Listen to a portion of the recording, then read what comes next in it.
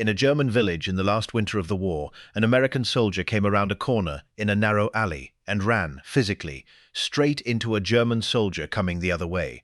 Both men were as startled as the other. In the half-second that follows a collision like that, a soldier's training takes over, and the American's training was older and stranger than almost anyone else's in that army. He knocked the German's rifle from his hands, and then he was on him, unarmed, hands at the man's throat, close enough to feel him breathe. He was about to kill him with his bare hands, and then the young German, pinned and terrified and certain he was about to die, cried out a single word. He cried, "Mama!" And the American stopped. The American was a scout named Joe Medicine Crow, and what he was doing in that alley was older than the United States. He was a member of the Apsáalooke, the Crow Nation of Montana, and he had been raised on a warrior tradition in which touching a living enemy and coming away unharmed was one of the highest honors a man could earn. It even had a name, Counting Coup. In that alley, with his hands on a terrified boy's throat, Joe Medicine Crow had just done it. He had physically overpowered a living enemy. He did not need the man dead to have counted the coup. And when the boy cried out for his mother, the rage went out of Medicine Crow, and he let him go. It was, by his own tradition, a greater deed to spare him than to kill him. To understand what was happening in that alley, you have to know that Joe Medicine Crow was quietly attempting something that everyone would have told him was impossible. In the old Crow way, a man could become a war chief, the highest rank a warrior could reach, only by completing 4 specific deeds in battle. He had to touch a living enemy and survive. He had to take an enemy's weapon. He had to lead a war party successfully. And he had to steal an enemy's horses. Those 4 deeds belonged to a vanished world of mounted warriors on the northern plains, and by the middle of the 20th century, in a war of tanks and artillery and machine guns, they seemed like relics, beautiful but impossible. Joe Medicine Crow set out to complete all 4 anyway. And here is the astonishing part, the part that sounds like a legend until you check the record. He did. Over his months of combat in Europe, this one American scout counted coup on a living enemy and spared him. He took that enemy's weapon. He led men into battle under fire, and in the closing days of the war, he stole 50 horses from a unit of Hitler's Waffen-SS and rode off singing an ancient Crow honor song. 4 deeds from the age of the horse and the bow, completed against the German Wehrmacht, and by completing them, Joe Medicine Crow became a war chief of the Crow Nation. He would turn out to be the last traditional Plains Indian war chief there would ever be. This is how he did it. Please take a moment to subscribe to the channel and to give this video a like, and stay with us all the way to the end. The deeds did not come in a neat order, and Medicine Crow was not hunting for them like items on a list. They happened in the ordinary, terrible course of an infantry scout's war, the job of the man who goes out ahead of everyone else to find the enemy, which is one of the most dangerous jobs in any army.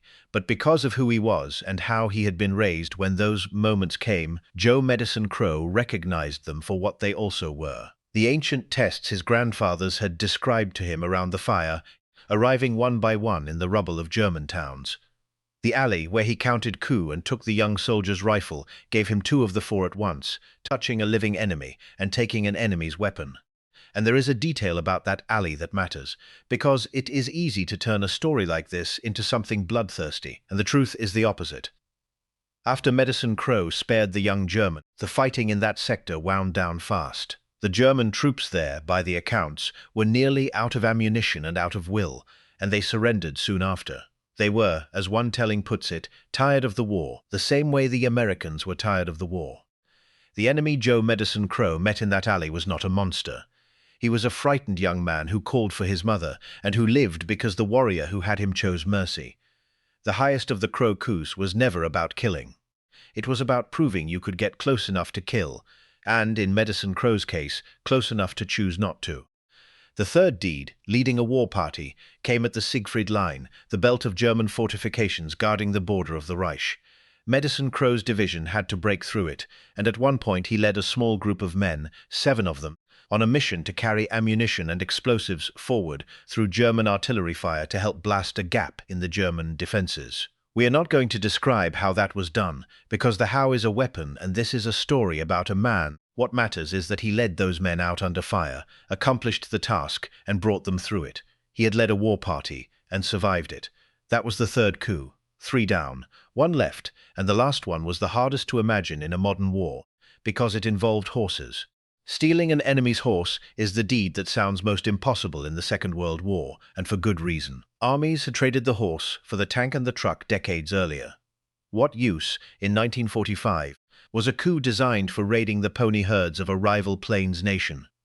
Joe Medicine Crow must have wondered whether that fourth deed would simply be beyond him, whether he would come home from the war having counted 3 of the 4, a great warrior but not, by the old strict measure, a war chief.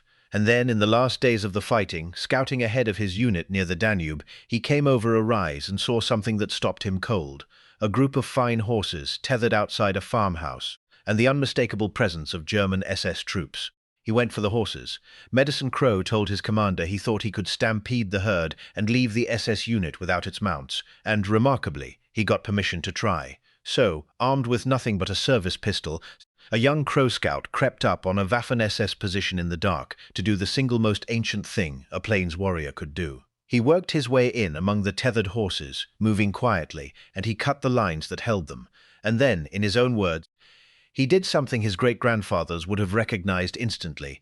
He made a bridle out of a piece of rope, slipped it onto one of the horses, and swung up onto its back. And then Joe Medicine Crow did the thing that turns this from a daring raid into something unforgettable.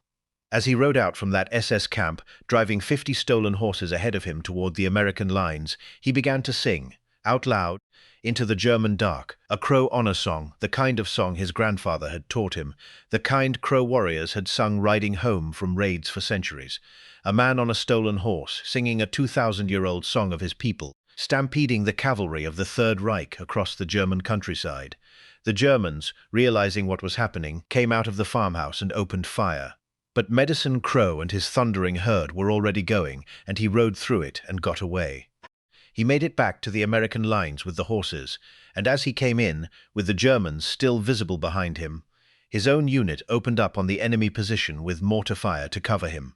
And with that, in the final days of the Second World War, Joseph Medicine Crow completed the 4th and last coup.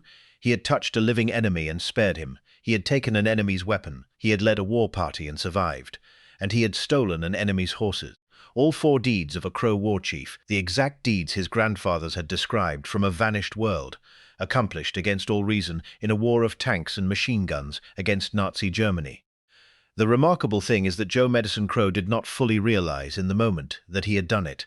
He was a scout doing his job, drawing on the way he had been raised. It was only later, when he came home and told the elders of the Crow nation what had happened to him over there, that the meaning became clear, and they recognized that this quiet, scholarly young man had completed the 4 coups and earned the oldest and highest honor his people could give. But to understand why that mattered so much, and why a 20th century academic was carrying a warrior code into a German alley in the first place, we have to go back, past the war, past the alley, to a boy on the plains of Montana, and to the grandfather who trained him.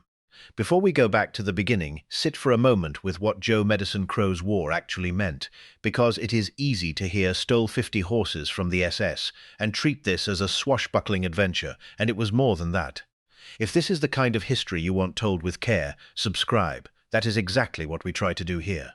Medicine Crow carried into that war a way of understanding combat that was, in some ways, more humane than the industrial slaughter around him. In his tradition, the greatest deed was not to kill the most enemies. It was to count coup, to touch a living enemy and come away, a code that placed supreme honor on courage and skill rather than on the body count. You can see it in the alley. A different soldier in that half-second kills the German and moves on, and no one would ever have blamed him. It was war, and the man was the enemy. Medicine Crow had the enemy at his mercy, had already won by his own measure, and let him live when the boy cried out for his mother. And the record suggests the mercy was, in a sense, mutual. Those German soldiers were, like men on both sides by 1945, exhausted and heartsick, and ready for it all to end, and many of them surrendered rather than fight to the last. 2 groups of young men, worn to nothing by a war neither of them had started, meeting in the rubble, and at least in that alley, choosing not to add one more death to the pile. That is the part of Joe Medicine Crow's war that deserves to be remembered alongside the horses. And it is worth saying that Joe Medicine Crow was not, by temperament, a warrior at all in the way we usually mean it. He was a scholar. He had gone off to war in the middle of pursuing an advanced degree, and he would come home to a life of the mind, of teaching and writing and preserving. The man who counted Coup on a German soldier and stole the SS's horses spent the rest of his very long life not glorifying war, but explaining his people to the world, so that the traditions that had carried him through Europe would not be lost. The warrior and the scholar were the same man. That is part of why his story lands the way it does. The deeds are wild, but the man who did them was thoughtful, gentle, and deeply serious about meaning. So to really understand him, to understand how a gentle scholar came to carry the 4 coups into Nazi Germany, we finally have to go back to where he began, to a boy born on the Crow Reservation in Montana in 1930, to the grandfathers who trained him in the old way, and to an almost unbelievable family connection that ties Joe Medicine Crow directly back to the most famous battle in the history of the American West.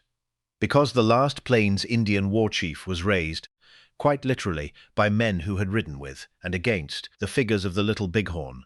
Joseph Medicine Crow was born in October 1913, near Lodge Grass, on the Crow Reservation in Montana, and given the name High Bird. He was raised in the traditional Crow way by his extended family, and among the men who shaped him was his step-grandfather, a man named White Man Runs Him. And here is the connection that gives you chills. White Man Runs Him had been one of the Crow Scouts who rode with George Armstrong Custer's 7th Cavalry, and who was present at the Battle of the Little Bighorn in 1876. Joe Medicine Crow grew up listening, firsthand, to a man who had been there, making him one of the last people alive with a direct, personal link to that battle. The boy who would fight the Nazis was raised on the oral history of the Old West itself.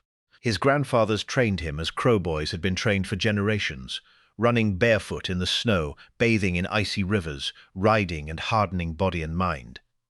And they filled him with the stories of the great Crow warriors and the strict, specific code of the 4 coups that separated a man from a war chief. But Joe Medicine Crow also walked fully into the modern world. He was a gifted student, and in 1939 he became the first member of the Crow tribe to earn a master's degree studying anthropology. He was working toward a doctorate when the United States entered the Second World War. So when he enlisted in 1943, he brought both things with him into the army, the mind of a trained scholar and the code of a Crow warrior, carried under his uniform. And carry it he did, literally. When Joe Medicine Crow went into battle as a scout with the 103rd Infantry Division, he prepared himself the way a Crow warrior prepared. Under his army uniform on his arms, he painted 2 red stripes, his war paint, and under his steel helmet against his hair he carried a sacred eagle feather given to him by a Crow medicine man to protect him. To the soldiers around him he looked like any other GI. But beneath the olive drab, Joe Medicine Crow went into the villages and forests of Germany as an Apsáalooke warrior, armored in the tradition of his people, watching, without fully intending to, for the 4 deeds that would make him a chief.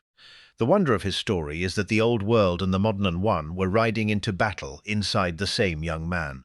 So that is the man in the alley, and the man on the stolen horse, a scholar and a warrior, the grandson of one of Custer's own scouts, carrying a 2,000-year-old code beneath a modern uniform into the last great war of the industrial age. Knowing all of that, the icy rivers, the eagle feather, the grandfather who had been at the Little Bighorn, the 4 coups stop looking like a lucky series of adventures and become what they truly were. A young man deliberately, faithfully honoring the deepest tradition of his people in the most unlikely place on earth to do it. And when he came home, and the elders understood what he had done, they gave him everything that tradition had to give. The Crow Nation recognized that Joseph Medicine Crow had completed the 4 coups, and he became a war chief of his people, the last man to earn that title in the traditional way. And as the mounted warrior world it came from receded forever into history, the last traditional Plains Indian war chief there would ever be. For his service, the army awarded him the Bronze Star, and France later gave him the Légion d'honneur. But Medicine Crow did not come home to rest on any of it. He went back to the work of the mind. In 1948, he was named the official historian and anthropologist of the Crow Nation, and he began a lifelong mission to gather, preserve, and share the history and traditions of his people before they could be lost. His life reached extraordinarily far. Joe Medicine Crow became a revered elder and storyteller, the keeper of his nation's memory, a bridge between the world of the Little Bighorn and the 21st century. He wrote books. In 1999, he spoke at the United Nations, and in 2009, at the age of 95, Joseph Medicine Crow was called to the White House, where the President of the United States placed around his neck the Presidential Medal of Freedom, the nation's highest civilian honor. After receiving it, the old war chief, in his regalia, performed a ceremonial dance. He had gone from a boy trained by a scout of Custer's to a war chief who raided the SS to an elder honored in the White House in a single astonishing lifetime. Dr. Joseph Medicine Crow, High Bird, War Chief of the Crow Nation, Scout of the 103rd Infantry Division, holder of the Bronze Star and the Légion d'Honneur and the Presidential Medal of Freedom, historian of his people, and the last traditional war chief of the Plains, died in 2016 at the age of 102. He had counted Coup on a living enemy and let him live. He had taken that enemy's weapon, led men under fire, and stolen 50 horses from Hitler's SS while singing the song of his grandfathers. And he had spent the 70 years afterward making sure the world understood that the people who produced him were not a vanished chapter of the past, but a living nation with a living memory that he carried in his own body to the very end. The 4 deeds of a Crow war chief were supposed to be impossible in a war of tanks and machine guns. Joe Medicine Crow did all 4. And the greatest of them was the one where he had a frightened enemy at his mercy and chose to let him live. He proved that the oldest code of his people had a place even in the most modern war ever fought, and that the highest form of courage was never about how many key men you kill. It was about who you chose to be when you had the power to kill and didn't. Around 25,000 Native Americans served in the Second World War, many of them, like Joe Medicine Crow, carrying the traditions of their nations into a global war. And their stories are among the least told of all. Maybe your family carries one.